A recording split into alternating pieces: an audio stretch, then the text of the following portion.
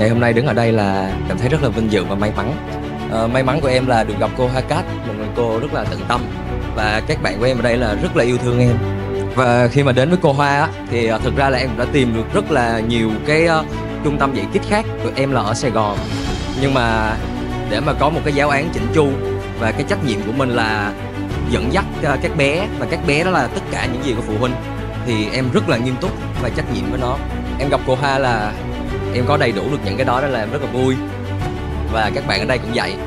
Ngoài những cái kỹ thuật trong yoga thì em học được cô về cái cách quản lý lớp cũng như trong cái cuộc sống.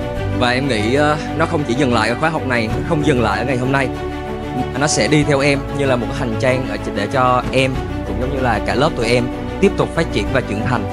Dạ em cảm ơn cô, cả lớp, cảm ơn tất cả mọi người ngày hôm nay ạ.